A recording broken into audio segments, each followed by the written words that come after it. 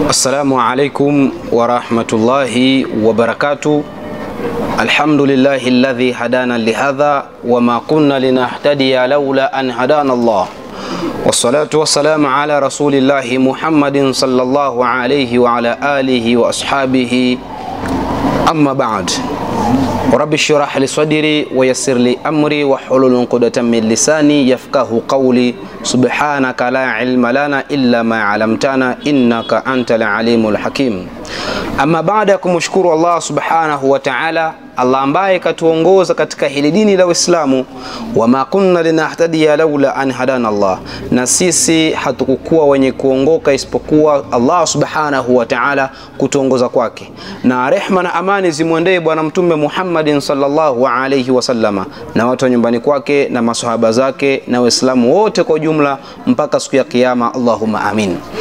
Watukufu Waislamu na wale ambao sio kwa Waislamu, nataka nizungumzie kwa mukhtasar kitu ambacho imekuwa na gonga akili ya watu sana duniani, kitu ambacho kuna baadhi ya kundi kubwa ya wanadamu hawaliamini, kitu ambacho kimefanywa na Mwenyezi Mungu Subhanahu wa Ta'ala, lakini baadhi ya watu jambo hili wamekwenda kinyume nacho na wala jambo hawalijui kabisa kiundani.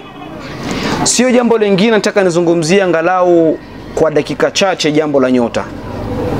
Kwanza, ili tuzungumzie nyota na taksimati zake na mambo yake na aina zake na asili yake na kundi zake, lazima kwanza tujue nyota ni kitu gani ambacho Mwenyezi Mungu Subhanahu wa Ta'ala ameliumba katika mwili ya kila mwanadamu. Mwenyezi Mungu Subhanahu wa Ta'ala ameumba nyota katika kila maisha ya mwanadamu.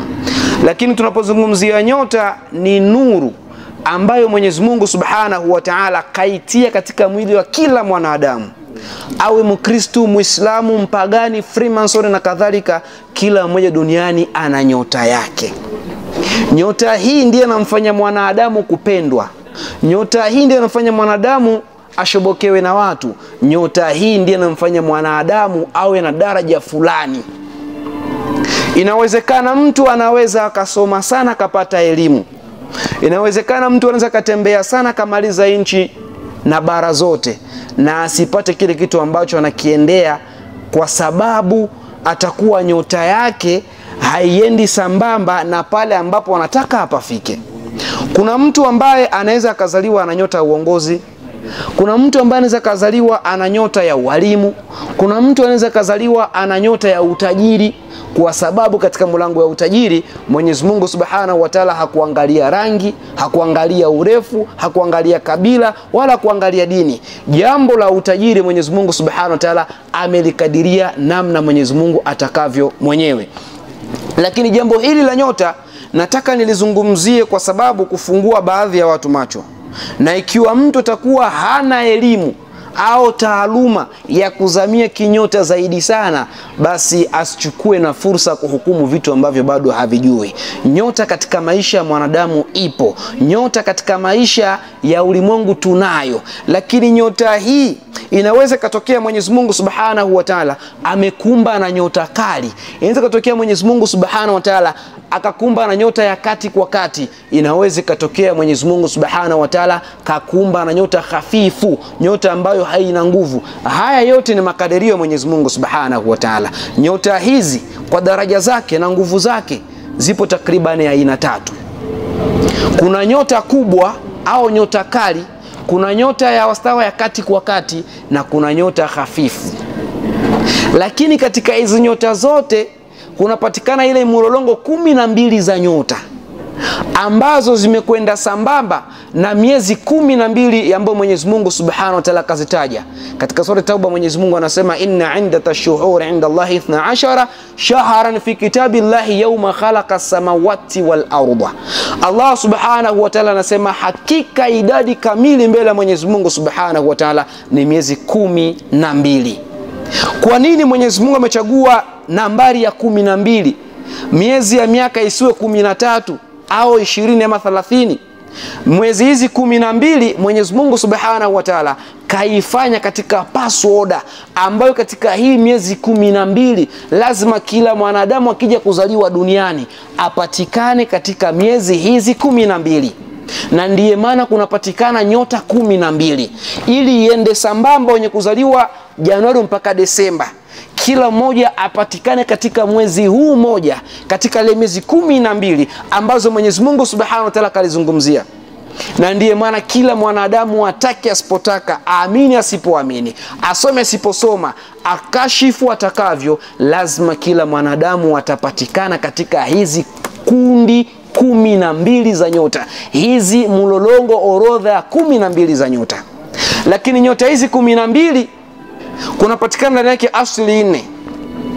Asili 4 hizi kunapatikana asili ya moto, asili ya udongo, asili ya upepo na asili ya maji.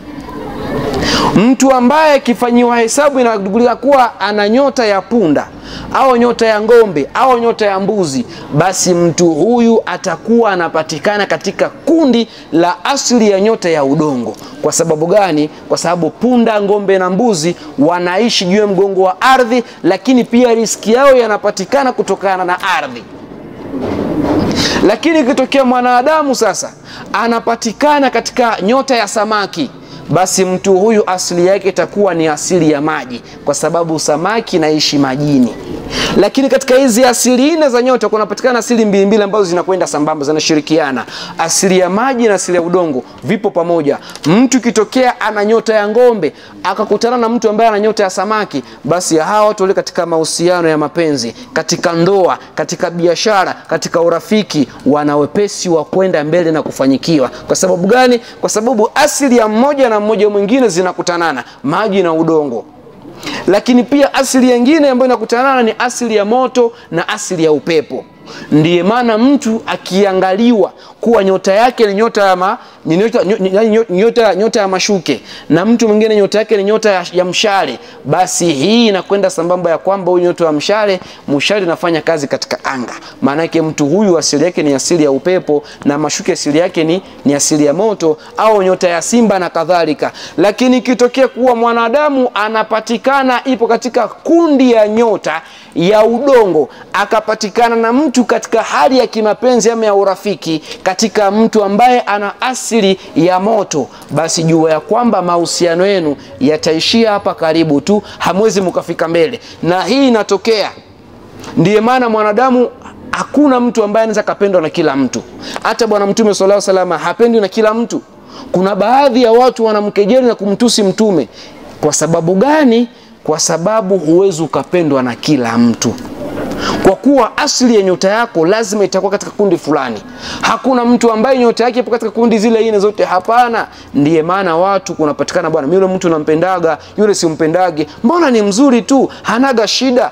Shida sio kuwa mzuri kuwa mbaya, shida ni kwamba hauwezi kuwa na asili ya kila mtu. Lakini nataka nizungumzie jambo lingine ambalo limekuwa ni sababu kubwa ya maisha sisi wanadamu kuzuliwa nyota, sababu kubwa ya wanadamu kutokupata mafanikio ya kinyota. Nataka nitaje sababu ambazo kubwa yenye kuzuia maisha ya mwanadamu. Jambo la kwanza, wanadamu tuna uadui kubwa sana na mashaitani. Mwanadamu ikitokea mwili wake inazingiliwa na kuingiliwa na shaitani wa kijini, basi yule shaitani atakwenda kuvuruga mfumo mzima wa nyota. Ikiwa ulikuwa na mvuto wa kupendwa na watu, ikiwa ulikuwa unafanya kadha wa kadha, jua ya kwamba mambo yako yanakuwa yanagoma, kwa sababu mfumo wa nyota au mwili mzima wako mwanadamu unakuwa haupo katika hali ya kawaida. Ili upate kurudia katika hali ya kawaida, lazima huyu shaitani wa kijini atolewe. Jambo la kwanza, ukivamiwa naye, sababu kubwa nyota hizi kafanya kazi ipasavyo. Lakini pia sababu kubwa ya pili ni wale wachawi, watu wabaya kuroga wengine. Ukirogwa katika maisha yako, unarogwa kimvuli, ukarogwa nyayo, ukarogwa kiwiliwili, jua ya kwamba automatically lazima nyota yako haiwezi ikafanya kazi ipasavyo, kwa sababu upo katika hali isiyokuwa ya kawaida, hali ya mazingaombwe, hali ya miskule, hali ya kadha wa kadha. Ni katika mambo ya kichawi. Lazima nyota mwanadamu, hata una elimu kiasi gani, hata una taaluma kiasi gani, huwezi ukasogea mbele katika maisha mpaka uje ukaguliwe, uzinduliwe, utibiwe uchawi ule utoke wa kimvuli, uchawi wa kiwiliwili na uchawi wa zongo na kadhalika. Lazima iondoke. Lakini jambo lingine kubwa ambalo linasababisha nyota mwanadamu kuzimika au kutokufanya kazi ipasavyo ni jambo la vifungo, na hii ni kitu ambacho watu wengi sana wanao katika dunia. Kuna baadhi ya watu wamesoma sana, wametembea sana, lakini maisha yapo pale pale, pangu pakavu tia mchuzi. Inafika tu mwanadamu hata mpaka 1000 kuuza MB anakosa, hata pesa kulipa nauli kwenda msikitini inakosekana. Huyu ni mtu ambaye atakuwa amefungwa, ana kifungo ya nyota, na vifungo vinatofautiana. Kuna kifungo ya nyota, kuna kifungo ya riski, kuna kifungo ya kizazi. Haya yote ni katika aina ya vifungo na kifungo ya kiwiliwili. Lakini kifungo iliyokuwa mbaya zaidi ni kifungo ya nyota. Watu wanafunga nyota yako, maana yake unaishi duniani hali ya kuwa wewe mara moja umeshafariki katika hali ya kiroho. Ukifanya kitu ukifanyiki, ukigusa hiki kigusiki, na ukifanya biashara ifikie lengo inakufa mapema na maisha yanadorora. Unaona ugumu wa maisha katika dunia ya Mwenyezi Mungu Subhanahu wa Ta'ala. Lakini jambo lingine lilokuwa kubwa kabisa ambalo ni siri katika mili ya wanadamu leo ni mizimu ya asili. Lazima hili tulizungumzie wazi, hatuwezi kuliacha. Mizimu hii ya asili nilizungumzie wazi kwanza kidogo. Mizimu ya asili ni majini wa kishaitani ambayo wanafungamana na mambo ya asili ya kabila ya kwenu. Yale mizimu ya asili, ili upate kusalimika nayo, lazima ni vitu viwili. Jambo la kwanza ni kujikurubisha kwa Mwenyezi Mungu sana sana sana tena sana. Lakini pia jambo la pili lilokuwa kubwa, kupatikane mtaalamu ambaye anazamia fani hii ya tiba, ambaye mtu ambaye ana elimu ya kutosha ya matibabu, basi akusaidie kuvunja yale maagano, kuvunja yale mahusiano na kuvunja fungamano yako wewe na mizimu ya asili. Lakini ikitokea kuwa wanaishi katika mwili wako, jambo la kwanza nyota watavuruga, jambo la pili biashara watavuruga, jambo la tatu ukisoma elimu saizi jioni inapotea kichwani. Kwa sababu gani? Umefungamana na mambo ya asili, mizimu ya asili. Na wala hawa, nigusie kidogo, hawatolewi kwa dua, tusidanganyane. Na hili wataalamu wanalithibitisha, usipoteze muda.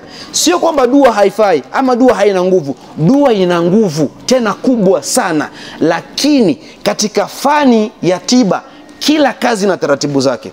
Unaweza ukasomea dua mpaka na walii na mashekhe mbalimbali usifanyikiwe, ukaita watu kuwa ni matapeli kwa sababu taratibu zile za tiba zinakosekana.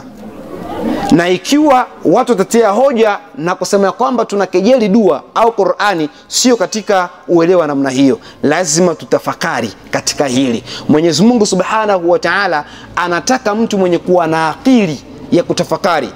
Alivyosema mwenyewe, wanunazzilu minal Qur'ani ma huwa shifa wa rahmatul lil mu'minin.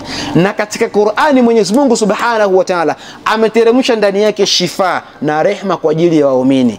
Lakini aya hii ukitizama katika mtizamo wa akili ndogo, utafikiria kuwa bwana yule kakosea kusema kuwa mizimu isiyoandikwa kwa Qur'ani. Sio hivyo bwana.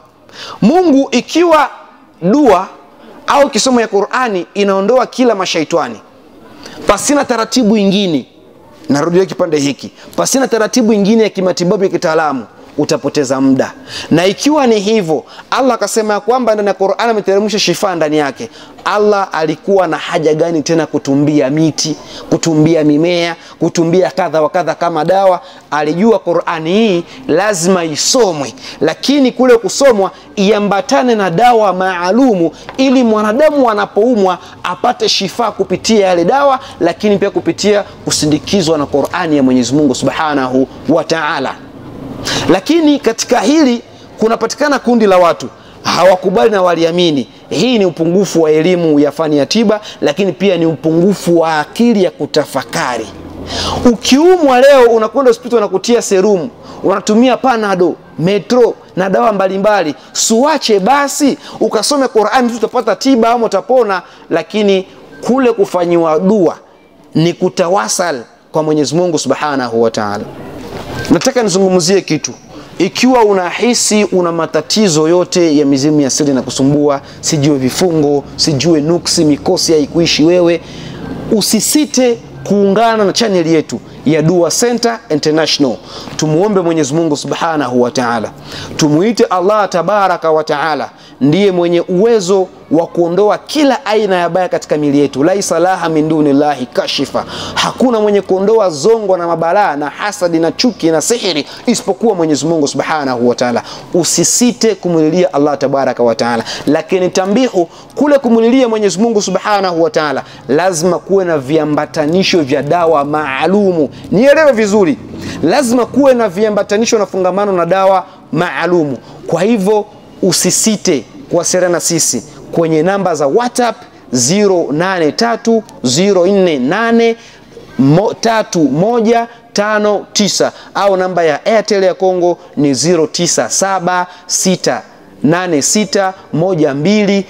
0976861294. Kwa majina ni Sharifu Nasibu Mbaraka. Wabillahi tawfiq. Assalamu alaikum wa rahmatullahi wa barakatuh.